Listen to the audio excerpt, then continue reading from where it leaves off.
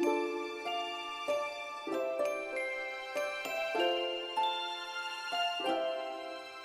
my name is Julie. I work for the Aurora Public Libraries. And I'm Michael. I'm an aerospace engineer. And this is Look Up Aurora. And today we're going to be discussing Saturn. And what are you wearing?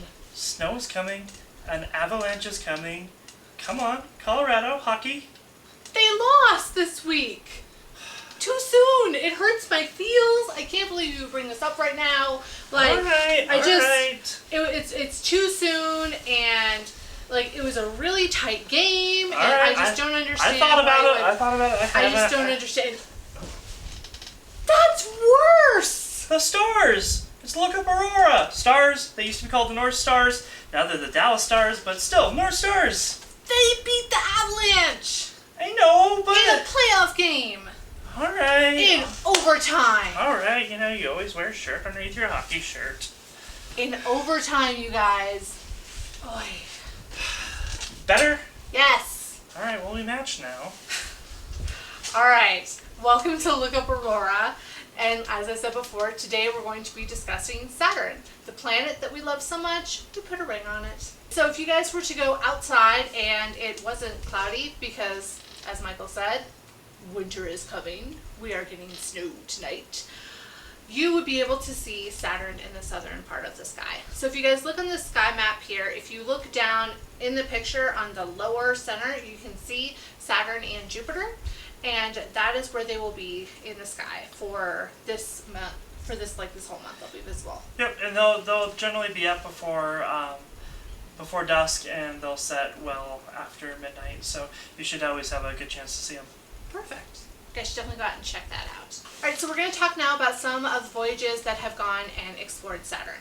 So the first ones were, of course, Voyager 1 and 2, which we talked about in our Jupiter episode. And those launched in 1977, and they are both still giving information back to us and still kind of going out into the universe, which is really cool.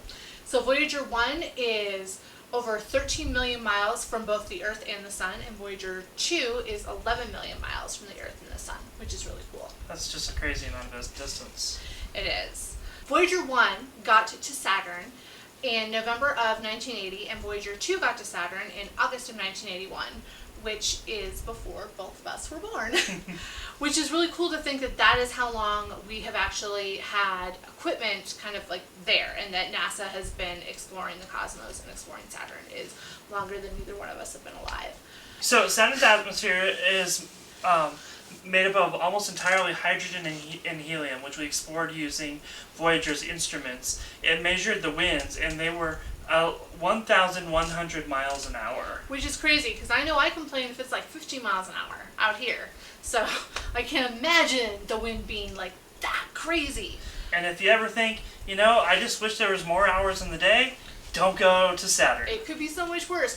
Their days are 10 hours, 39 minutes, and 24 seconds. That's like a nap for some people. And how would we get anything done? How about getting an 8-hour workday in there?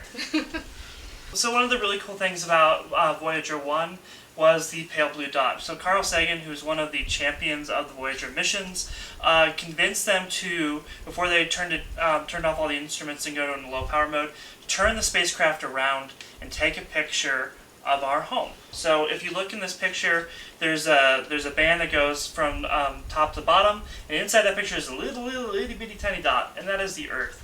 So when you go outside and you look at Saturn, and it's this very kind of dusky yellowish dot, well, if you go to Saturn and you look back at the Earth, it is this pale blue dot, and that is everybody who's ever been alive, who you've ever known, was on that little dot. And Carl Sagan actually wrote a book called Pale Blue Dot.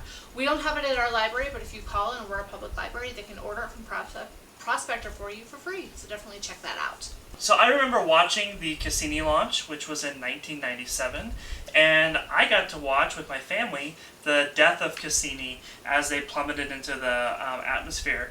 And so, not super excited to watch the death of it because you're just watching a signal on a screen, but we had the NASA commentators and my whole family watched it, and slowly that signal faded and it went away. So one of the cool things about Cassini is it explored Saturn for a really, really long time. It was a really great mission, and it had this little tiny probe that it carried with it for, till 2005, and then it launched that little probe and it landed on Titan.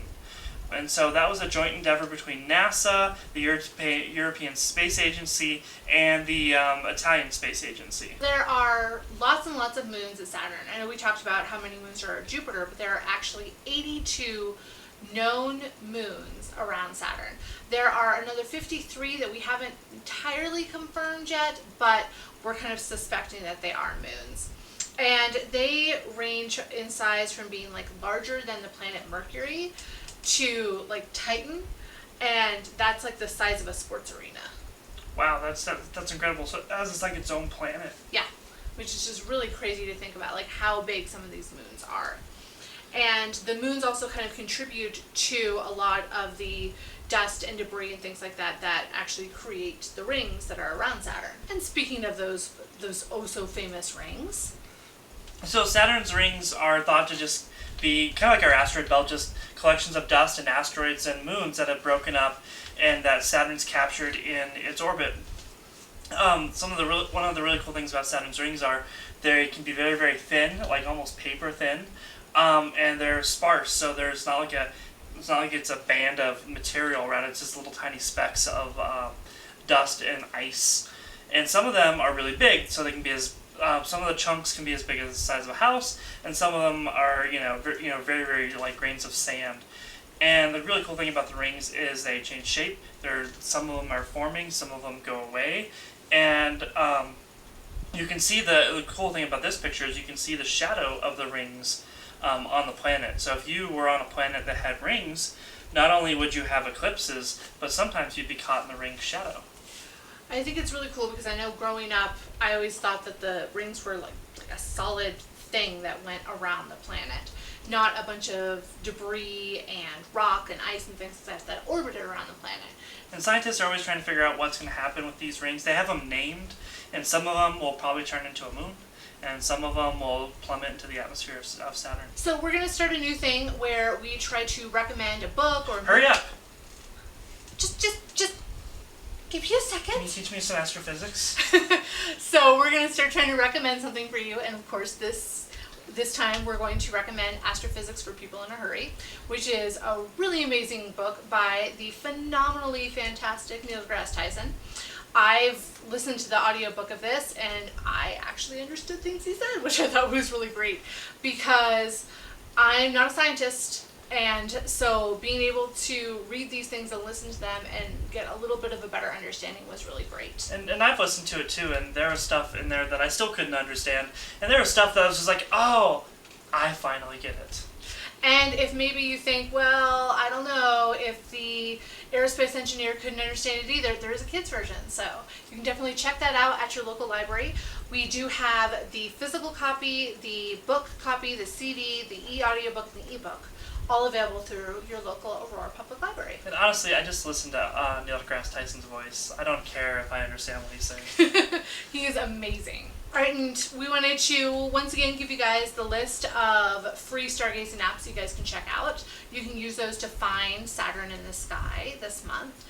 And if you want to learn more, obviously you can go to NASA's website, the Denver Astronomical Society. There are also a lot of other astronomy clubs in Colorado.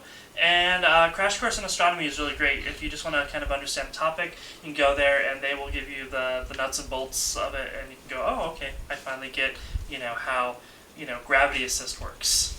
They've got some great free YouTube videos out there, so you can check them out while you're waiting for our next video. Alright, until then, we'll see you guys in 2 weeks, and keep looking up, Aurora. Bye.